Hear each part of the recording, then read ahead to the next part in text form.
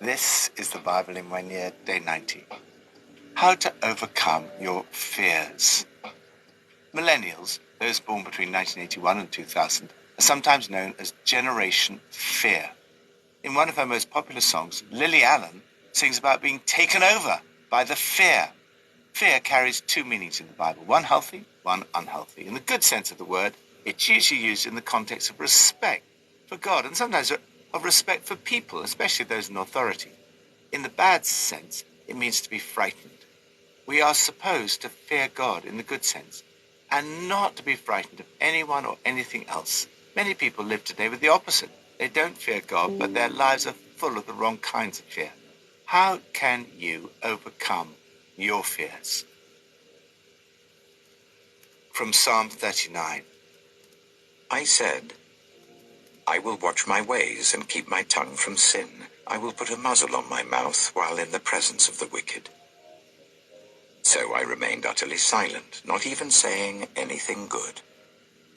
But my anguish increased. My heart grew hot within me. While I meditated, the fire burned. Then I spoke with my tongue.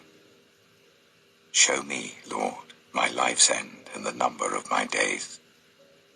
Let me know how fleeting my life is. You have made my days a mere handbreadth. The span of my years is as nothing before you. Everyone is but a breath, even those who seem secure. Surely everyone goes around like a mere phantom. In vain they rush about, heaping up wealth without knowing whose it will finally be. But now, Lord, what do I look for? My hope is in you. Save me from all my transgressions. Do not make me the scorn of fools. I was silent. I would not open my mouth, for you are the one who has done this. Remove your scourge from me. I am overcome by the blow of your hand. When you rebuke and discipline anyone for their sin, you consume their wealth like a moth. Surely everyone is but a breath. Hear my prayer, Lord. Listen to my cry for help. Do not be deaf to my weeping. I dwell with you as a foreigner, a stranger, as all my ancestors were. Look away from me that I may enjoy life again, before I depart and am no more. Be honest about your fears. All of us experience fear. You can try to suppress and deny your fears, or you can be honest and open about them. David comes before God with some burning questions. He's tried being silent and still, but found that his anguish increased when he wasn't communicating with God. He's realized how much of human life is spent in anxiety and fear. However, the brevity of life gives perspective to our anxieties. Life is fleeting. Our lives are but a breath. Fear often concerns money. Human beings bustle about, but only in vain. They heap up wealth, not knowing who will get it. David is particularly concerned about the suffering that he sees around him and in his own life. He cannot understand how God can allow it. He's so incensed by God's actions that he even prays, "Look away from me, that I may rejoice again." In the midst of desperation, it's healthy to voice your concerns and grievances to God. God understands that suffering will cause us confusion and grief. He went through the worst of it for us. This psalm does not provide the full answer to those fears about suffering, yet right at the heart of the psalm, as David lays his fears and anguish and frustration before God, we see that he finds the answer in his relationship with God. David declares to God, "My hope is in you." And his prayer at the end is a recognition that he depends completely on God for an answer. Life's too short to worry about stupid things. Pray, trust God, enjoy life. Don't let the little things get you down. Hear my prayer, O Lord. Listen to my cry for help. Be not deaf to my weeping. New Testament, from Luke 8. Now Jesus' mother and brothers came to see him, but they were not able to get near him because of the crowd. Someone told him, "Your mother and brothers are standing outside wanting to see you." He replied, "My mother and brothers are those who hear God's word and put it into practice." One day Jesus said to his disciples, "Let us go over to the other side of the lake." So they got into a boat and set out. As they sailed, he fell asleep. A squall came down on the lake so that the boat was being swamped, and they were in great danger. The disciples went and woke him, saying, "Master, Master, we're going to drown." He got up and rebuked the wind and the raging waters. The storm subsided and all was calm. "Where is your faith?" he asked his disciples. In fear and amazement, they asked one another, "Who is this? He commands even the winds and the water, and they obey him." They sailed to the region of the Gerasenes, which is across the lake from Galilee. When Jesus stepped ashore, he was met by a demon-possessed man from the town. For a long time this man had not worn clothes or lived in a house, but had lived in the tombs. When he saw Jesus, he cried out and fell at his feet, shouting at the top of his voice, "What do you want with me, Jesus, Son of the Most High God? I beg you, don't torture me." For Jesus had commanded the impure spirit to come out of the man. Many times it had seized him, and though he was chained hand and foot and kept under guard, he had broken his chains and been driven by the demon into solitary places. Jesus asked him, "What is your name?" "Legion," he replied, because many demons had gone into him, and they begged Jesus repeatedly not to order them to go into the abyss. A large herd of pigs was feeding there on the hillside. The demons begged Jesus to let them go into the pigs, and he gave them permission. When the demons came out of the man, they went into the pigs, and the herd rushed down the steep bank into the lake and was drowned. When those tending the pigs saw what had happened, they ran off and reported this in the town and the countryside, and the people went out to see what had happened. When they came to Jesus, they found the man from whom the demons had gone out sitting at Jesus' feet, dressed and in his right mind, and they were afraid. Those who had seen it told the people how the demon-possessed man had been cured. Then all the people of the region of the Gerasenes asked Jesus to leave them, because they were overcome with fear. So he got into the boat and left. The man from whom the demons had gone out begged to go with him, but Jesus sent him away, saying, "Return home and tell how much God has done for you." So the man went away and told all over town how much Jesus had done for him. Keep trusting in Jesus. There may be times in your life when fear seems overwhelming.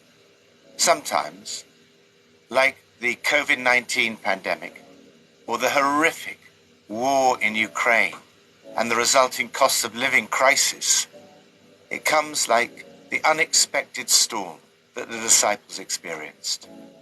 This section starts with an extraordinary combination of intimacy and awe. Jesus says of his followers that those who hear God's word and put it into practice will have an intimate relationship with him. They are his mother and brothers. Intimacy and fear, in the good sense, are not opposites. They complement one another. This is true of the best relationships, whether in marriage, in close friendships, or with parents and children. Extraordinary intimacy is combined with healthy respect. The disciples experienced two different types of fear when they were on the lake with Jesus. When a storm came, they were in great danger, and the disciples were afraid. They woke Jesus and said, "Master, Master, we're going to drown." Jesus got up and rebuked the wind and the raging waters. The storm subsided and all was calm. He said to his disciples, "Where is your faith?" Again, we see the contrast between unhealthy fear and faith. Jesus said to them, "Why can't you trust me?"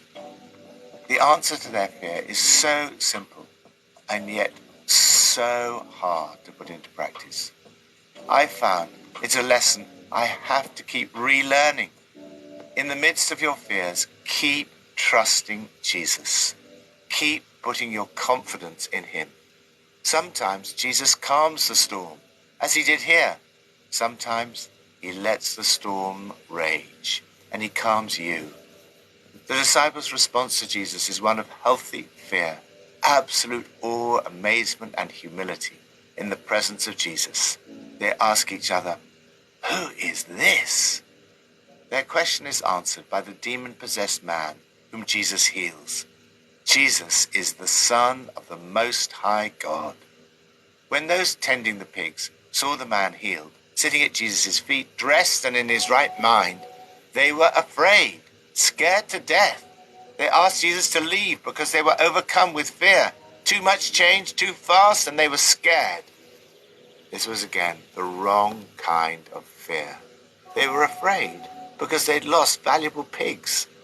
What would it be next? They could not see the immense value of one person's life.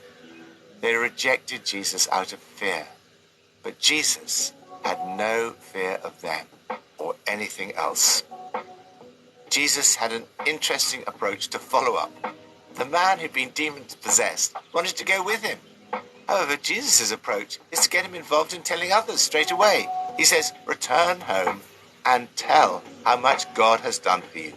So the man went away and told all over the town how much Jesus had done for him. In encountering Jesus, he'd encountered God. Luke interchanges how much God has done for you and how much Jesus had done for him. Jesus is God. This is why ultimately Jesus is the answer to all our unhealthy fears. Don't be overcome by fear, but overcome your fear with Jesus. Lord, give me a healthy fear, awe, amazement, and humility in the presence of Jesus, and a faith in him that delivers me from all my unhealthy fears. Old Testament, from Numbers 29 to 31. On the 15th day of the 7th month, hold a sacred assembly, and do not do any ordinary work. Celebrate a festival to the Lord for 7 days. Present as an aroma pleasing to the Lord a food offering consisting of a burnt offering of 13 young bulls, 2 rams, and 14 male lambs a year old, all without defect. With each of the 13 bulls, offer a grain offering of 3/10 of an ephah of the finest flour mixed with oil. With each of the 2 rams, 1/5, and with each of the 14 lambs, 1/10.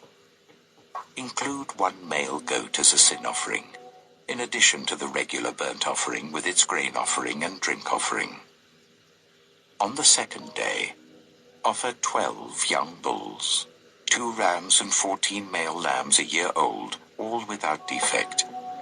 With the bulls, rams, and lambs, offer their grain offerings and drink offerings according to the number specified. Include 1 male goat as a sin offering, in addition to the regular burnt offering with its grain offering and their drink offerings. On the 3rd day, offer 11 bulls, 2 rams, and 14 male lambs a year old, all without defect. With the bulls, rams, and lambs, offer their grain offerings and drink offerings according to the number specified. Include 1 male goat as a sin offering, in addition to the regular burnt offering with its grain offering and drink offering. On the 4th day, offer 10 bulls, 2 rams, and 14 male lambs a year old, all without defect. With the bulls, rams, and lambs, offer their grain offerings and drink offerings according to the number specified. Include 1 male goat as a sin offering, in addition to the regular burnt offering with its grain offering and drink offering. On the 5th day, offer 9 bulls, 2 rams and 14 male lambs a year old, all without defect. With the bulls, rams, and lambs, offer their grain offerings and drink offerings according to the number specified. Include 1 male goat as a sin offering, in addition to the regular burnt offering with its grain offering and drink offering. On the 6th day, offer 8 bulls, 2 rams, and 14 male lambs a year old, all without defect. With the bulls, rams, and lambs, offer their grain offerings and drink offerings according to the number specified. Include 1 male goat as a sin offering, in addition to the regular burnt offering with its grain offering and drink offering. On the 7th day, offer 7 bulls, 2 rams, and 14 male lambs a year old, all without defect. With the bulls, rams, and lambs, offer their grain offerings and drink offerings according to the number specified. Include 1 male goat as a sin offering, in addition to the regular burnt offering with its grain offering and drink offering.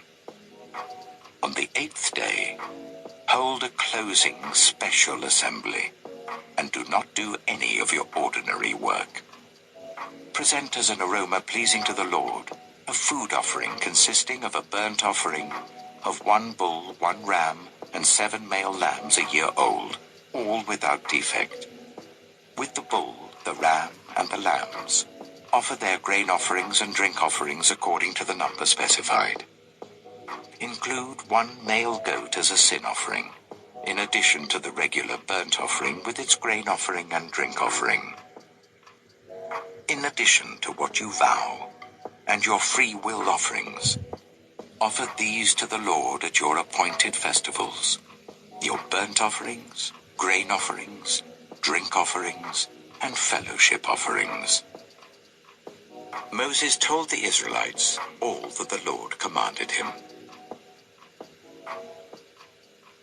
Numbers chapter 30. Moses said to the heads of the tribes of Israel, "This is what the Lord commands.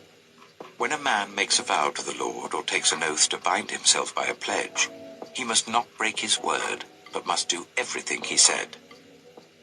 When a young woman, still living in her father's household, makes a vow to the Lord or binds herself by a pledge, and her father hears about her vow or pledge, but says nothing to her, then all her vows and every pledge by which she bound herself will stand. But if her father forbids her when he hears about it, none of her vows or the pledges by which she bound herself will stand. The Lord will release her because her father has forbidden her. If she marries after she makes a vow, or after her lips utter a rash promise by which she binds herself, and her husband hears about it but says nothing to her, then her vows or the pledges by which she bound herself will stand. But if her husband forbids her when he hears about it, he nullifies the vow that binds her, or the rash promise by which she binds herself, and the Lord will release her. Any vow or obligation taken by a widow or divorced woman will be binding on her. If a woman living with her husband makes a vow or binds herself by a pledge under oath, and her husband hears about it but says nothing to her and does not forbid her, then all her vows or the pledges by which she bound herself will stand. But if her husband nullifies them when he hears about them, then none of the vows or pledges that came from her lips will stand. Her husband has nullified them, and the Lord will release her. Her husband may confirm or nullify any vow she makes or any sworn pledge to deny herself. But if her husband says nothing to her about it from day to day, then he confirms all her vows or the pledges binding on her. He confirms them by saying nothing to her when he hears about them. If, however, he nullifies them sometime after he hears about them, then he must bear the consequences of her wrongdoing. These are the regulations the Lord gave Moses concerning relationships between a man and his wife, and between a father and his young daughter still living at home. Numbers chapter 31. The Lord said to Moses, Take vengeance on the Midianites for the Israelites. After that, you will be gathered to your people." So Moses said to the people, "Arm some of your men to go to war against the Midianites, so that they may carry out the Lord's vengeance on them. Send into battle 1,000 men from each of the tribes of Israel." So 12,000 men armed for battle, 1,000 from each tribe, were supplied from the clans of Israel. Moses sent them into battle, 1,000 from each tribe, along with Phinehas, son of Eleazar the priest, who took with him articles from the sanctuary and the trumpets for signaling. They fought against Midian as the Lord commanded Moses, and killed every man. Among their victims were Evi, Rechem, Zur, Hur, and Reba, the 5 kings of Midian. They also killed Balaam, son of Beor, with the sword. The Israelites captured the Midianite women and children, and took all the Midianite herds, flocks, and goods as plunder. They burned all the towns where the Midianites had settled, as well as all their camps. They took all the plunder and spoils, including the people and animals, and brought the captives, spoils, and plunder to Moses and Eleazar the priest, and the Israelite assembly at their camp on the plains of Moab, by the Jordan opposite Jericho. Moses, Eleazar the priest, and all the leaders of the community went to meet them outside the camp. Moses was angry with the officers of the army, the commanders of thousands and commanders of hundreds, who returned from the battle. "Have you allowed all the women to live?" he asked them. They were the ones who followed Balaam's advice and enticed the Israelites to be unfaithful to the Lord in the Peor incident, so that a plague struck the Lord's people. Now kill all the boys, and kill every woman who has slept with a man, but save for yourselves every girl who has never slept with a man. Anyone who has killed someone or touched someone who was killed must stay outside the camp 7 days. On the 3rd and 7th days, you must purify yourselves and your captives. Purify every garment as well as everything made of leather, goat hair, or wood. Then Eleazar the priest said to the soldiers who had gone into battle, "This is what is required by the law that the Lord gave Moses. Gold, silver, bronze, iron, tin, lead, and anything else that can withstand fire must be put through the fire, and then it will be clean. But it must also be purified with the water of cleansing, and whatever cannot withstand fire must be put through that water. On the 7th day, wash your clothes, and you will be clean. Then you may come into the camp." Fear God and nothing else. The episodes in this Old Testament passage are deeply shocking to our modern ears. Some parts of the Old Testament seem to be very difficult. There are no easy answers to these issues. Sometimes all we can do is hold on to what we know about God's love and goodness, and trust that there is an answer, even if we do not fully understand it. What we can see in these episodes is that the people of God in the Old Testament had a very healthy fear of God. They did not take access into his presence for granted. They knew that their God of love was a God of justice, who takes sin and rebellion very seriously. The key for us as Christians is to interpret all this in the light of Jesus.